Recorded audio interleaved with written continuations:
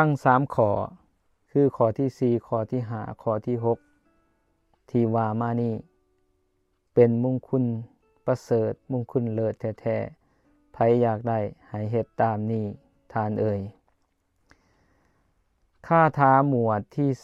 3ว่าพาหุสัจจัญจะสิปัญจะวินโยจะสุสิกขิโตสุภาสิตาจะญาวาจาเอตัมมังคารมุตตมังมงคลข้อที่7พาหุสัจจะพาหุสัจจัญจะคำว่าพาหุสัจจัญจะนี่ได้เฮียนหำมาหลายได้สลับหับฟังใส่ใจอยู่เรื่อยๆในมงคลข้อที่7นี่ว่าด้วยการหำเฮียนมีพหุสูตรเป็นผู้ที่หับฟังมาหลายเป็นผู้เฮียนหูมาหลายจะเฮ็ดให้เกิดความชำนาญซ้ำซ้องมีความคิดที่แตกฉานจะพบกับปัญหาอุปสรรคหรือว่าหน้าเวียกหน้างานต่างๆก็จะมีปัญญาแตกฉานในการจำแนกในการกระทำเวียกงานต่างๆนั้นได้โดยง่ายเพราะว่ามีการเฮียนหูมาหลายนั่นเองแต่สำหรับในทางธรรมก็ได้เฮียนหูธรรมะเอาชนะจิตใจตนเองมาหลายคือกันเป็นต้นว่าความรู้จักอารมณ์รู้จักเวทนาที่เกิดขึ้นในใจรู้จักเหตุการณ์ต่างๆที่มันเกิดขึ้นเป็นเรื่องธรรมดาของจิตใจก็จะสามารถปรับความคิดของตัวเองให้ดีให้มีความสุขอยู่ในปัจจุบันได้อันนี้เอิ้นว่าพาหุสัจจัญจะในมงคลข้อที่7นี้เป็นผู้ที่มีพหุสูตรมีความหูหลายนั่นเองมงคลข้อที่8สิบปัญจะวิชาชีพประจำตัวสิบปัญจะหมายถึงวิชาชีพความสามารถการเฮ็ดเวียกเฮ็ดงานได้ซ้ำซ้องมีศิลปะมีความสามารถสิบปัญจะพร้อมมีศิลปะศาสตร์วิชาชีพครบถ้วนชำนาญพร้อมสู่ภายความหมายว่าก็มีความชำนาญการในวิชาชีพต่างๆที่จะได้ประกอบอาชีพตัวเองมงคลข้อที่9วินโยจะสุขิโตมีระเบียบวินัยกิริยามารยาทเรียบร้อยศึกษามาดีก็เป็นมงคลได้ศึกษามีระเบียบวินัยฝึกอบรมระเบียบวินัยอยู่ประจำตัวประจำกายเฮ็ดให้เป็นมงคลระเบียบวินัยคือการดำเนินชีวิตที่มีกฎมีระเบียบของตัวเอง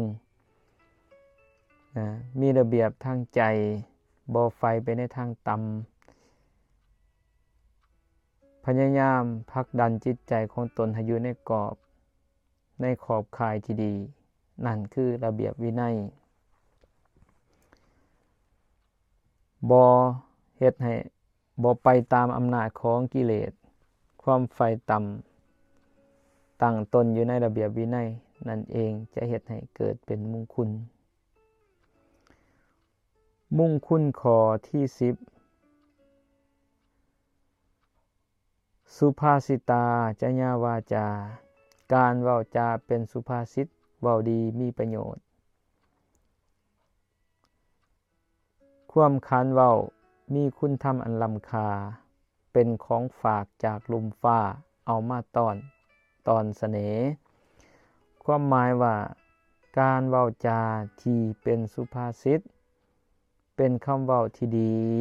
มวลและมีประโยชน์ส่วนคิดมีประโยชน์ต่อผู้ฟัง มีความพอใจต่อผู้ได้ยินไผได้ฟังคำเว้าวาจาที่เป็นสุภาษิตยอมจะมีความลึกซึ้งตึงใจและนำไปคิดไปพิจารณานำไปใส่ได้เกิดเป็นผลความดีให้แก่ผู้ฟังนั่นเองนี่เป็นมงคลข้อที่10มงคลทั้งหลายที่กล่าวมานี่เป็นมงคลอันประเสริฐมงคลเลิศแท้ๆไผอยากได้ให้เฮ็ดตามข้าถามหมวดที่4ว่ามาตาปิตุอุปทานังปุตตะทารัสสะสังคโหอนากุลาจกัมมันตาเอตัมมังคารมุตตมัง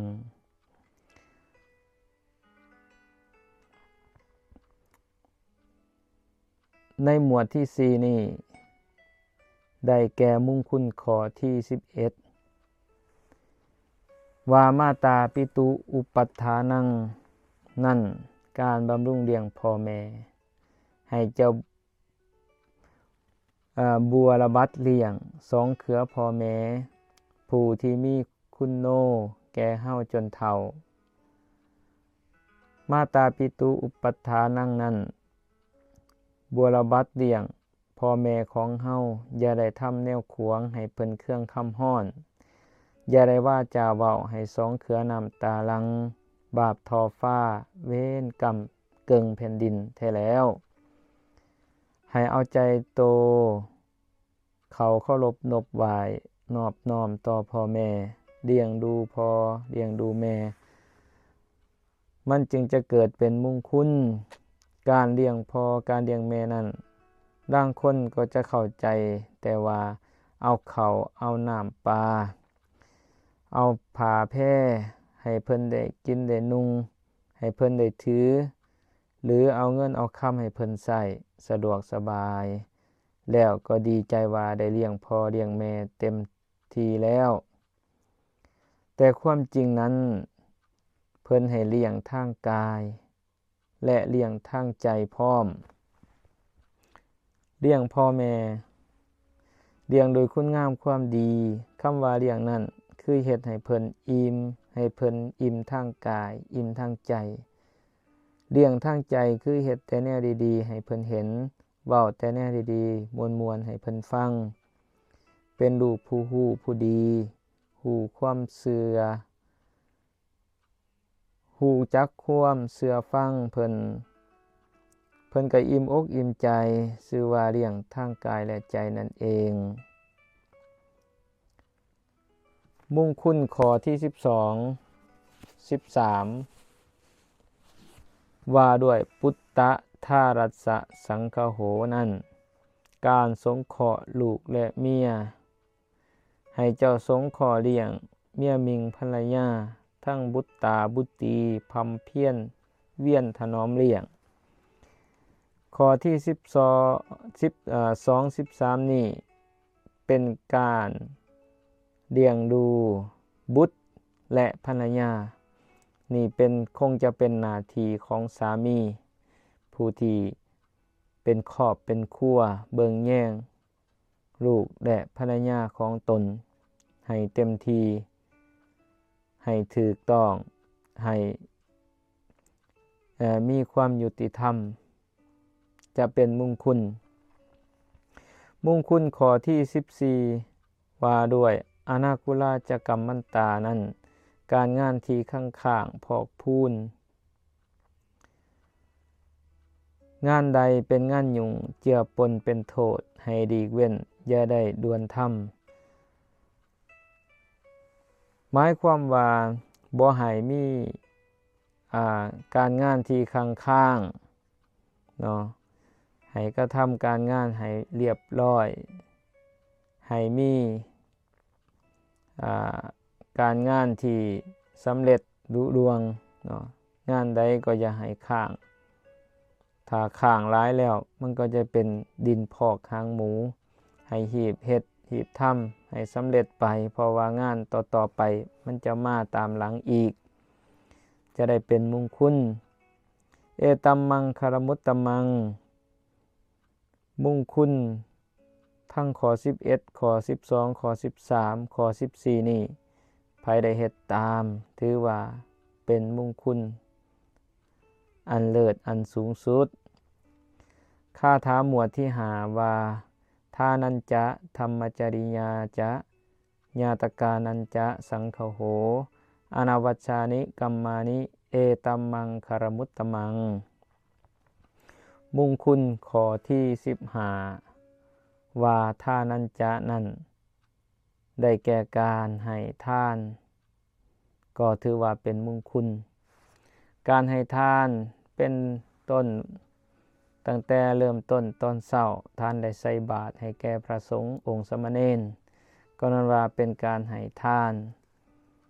การได้ช่วยเหลือหยิบยืนวัตถุสิ่งของอาหารการกินแก่ผู้ทุกข์จนทุกข์ยากก็ถือว่าการให้ทานนี่จะเป็นมงคลแก่ชีวิตของตนมงคลข้อที่16ว่าธรรมจริยาจะนั้นการประพฤติธรรมปฏิบัติธรรมธรรมจริยาก็คือการประพฤติปฏิบัติธรรมนั่นเองธรรมใดที่เป็นข้อ42บอกสอนเอามาประพฤติปฏิบัติจะกลายเป็นมงคลอันสูงสุดของชีวิตเป็นต้นว่าการปฏิบัติตามศีล5การละเว้นตามศีล5ที่ชาวพุทธทั่วไปคุ้นเคยกันดีเว้นจากการฆ่าสัตว์เว้นจากการลักทรัพย์เว้นจากการประพฤติผิดในกามเว้นจากการเว้าตัวหลอกลวงเว้นจากการ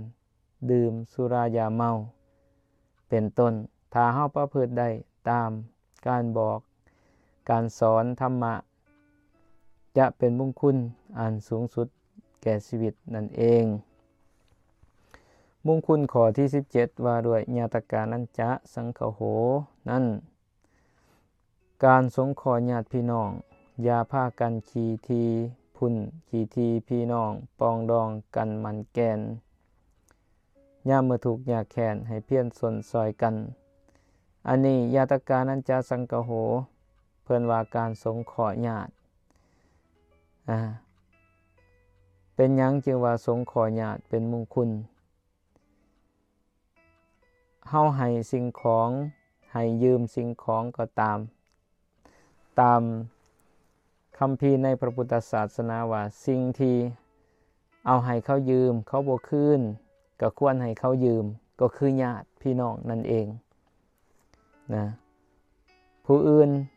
ถ้าเฮาเอาสิ่งของให้ยืมเขาบ่คืนโอกาสหน้าเฮาก็บ่ให้ยืมแต่ว่าถ้าเป็นญาติพี่น้องให้เขายืมแล้วเขาบ่คืนก็สมควรให้ยืมในโอกาสต่อไปอันนี้ก็เป็นญาติต้องได้สงเคราะห์กันอยู่ดีเพิ่นจึงว่าการสงเคราะห์ญาติพี่น้องอย่าพากันขี้ทีพี่น้องปองดองให้ปองดองกันมันแก่นยามเมื่อทุกข์ยากแค้นให้เพียรสนซอยกันในที่สุดแล้วญาติพี่น้องจะได้เห็นใจกันในตอนทุกข์ตอนยากคือเก่าดังนั้นเพิ่นจึงว่าญาตกานันจะสังคโหสงเคราะห์ญาติพี่น้องนั่นเองเป็นมงคลแก่ชีวิตมงคลข้อที่18ว่าอนาวัชชานิกัมมานิเวียกเฮ็ดสร้างบ่มีโทษกับไผกิจการงานดีงามโทษบ่มีพ่อน้อยก็หมายถึงว่าการงานที่บ่มีโทษนะการงานที่บ่มีโทษคืองานที่สุจริตงานที่บ่มีความสุ่มเสี่ยงการงานที่ดีที่เป็นประโยชน์เป็นสุจริต